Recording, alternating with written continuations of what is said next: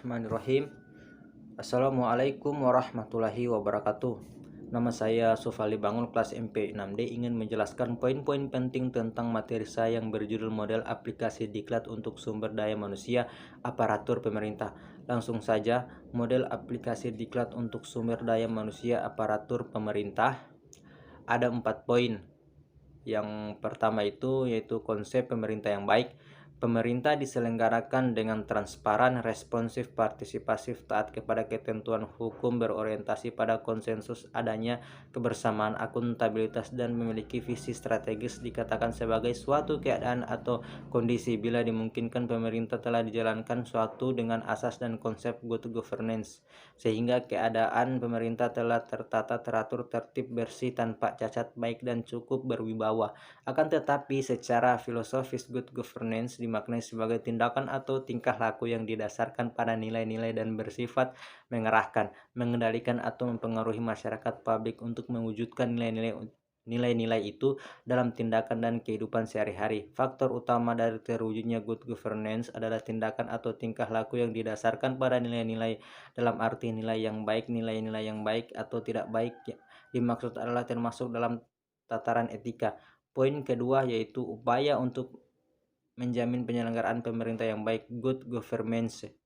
Penyelenggaraan pemerintah yang baik mensyaratkan beberapa hal, yaitu pertama, penyelenggaraan pemerintah yang baik mensyaratkan agar pemerintah itu sendiri benar-benar efektif dalam memerintah, sebab selama pemerintah lemah dan tidak efektif, kekuasaan pemerintah bisa menjadi bulan-bulanan menjadi alat permainan kepentingan kelompok tertentu dengan mengorbankan kepentingan rakyat banyak. Kedua, untuk menjamin penyelenggaraan pemerintah yang baik, pemerintah harus patuh terhadap aturan hukum yang berlaku. Hal ini berwibawa setiap penyelenggaraan pemerintah harus menjadi contoh yang baik dalam mematuhi hukum. Tanpa kepatuhan terhadap hukum tidak akan ada kepastian hukum, dan selama tidak ada kepastian hukum, tidak mungkin bisa dijamin ada penyelenggaraan pemerintah yang baik. Ketiga, pemerintah harus menegakkan aturan hukum untuk menjamin kepentingan bersama seluruh rakyat.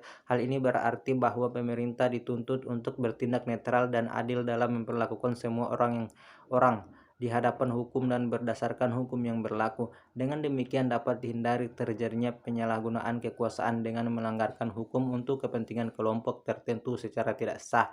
Keempat, demi menjamin semua hal tersebut perlu adanya perangkat-perangkat kelembagaan demokrasi yang berfungsi secara efektif. Dikatakan baik apabila sumber daya publik dan masalah-masalah publik dikelola secara efektif, efisien, dan partisipatif. Efektivitas, efisien, dan partisipatif dalam pengelolaan sumber daya publik menuntut iklim demokrasi yang sehat dan didasarkan pada prinsip transparansi, partisipasi, dan akuntabilitas.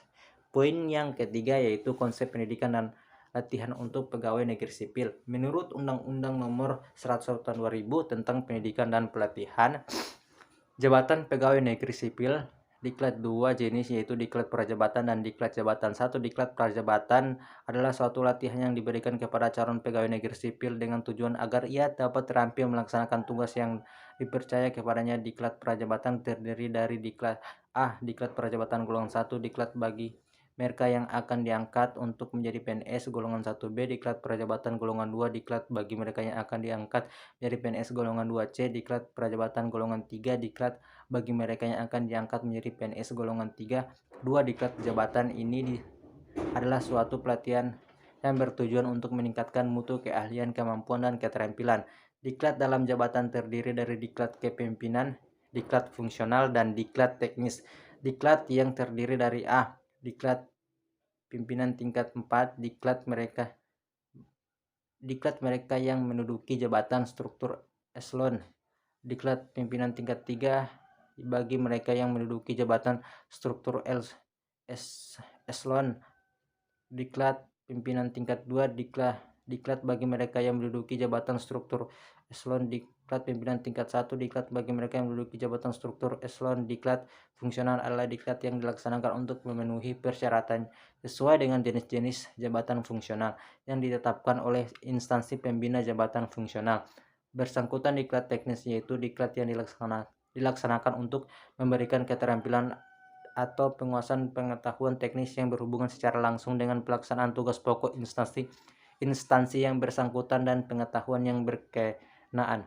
dengan bidang pelayanan teknis yang bersifat umum, administrasi dan manajemen yang keberadaannya menunjang pelaksanaan tugas pokok dan fungsi instansi yang bersangkutan.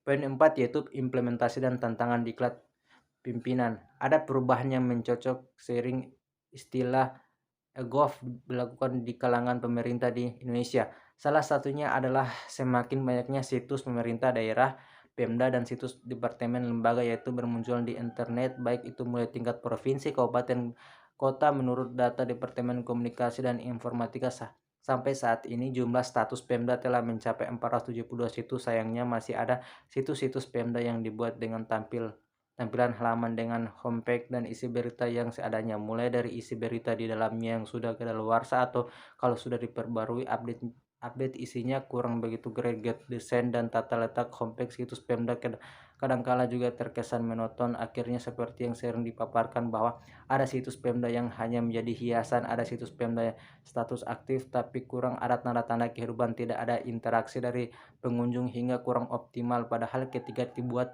tentunya harapan sesuai dengan konsep governance yang ideal, namun sejumlahnya fakta menunjukkan hal yang seperti tersebut di atas.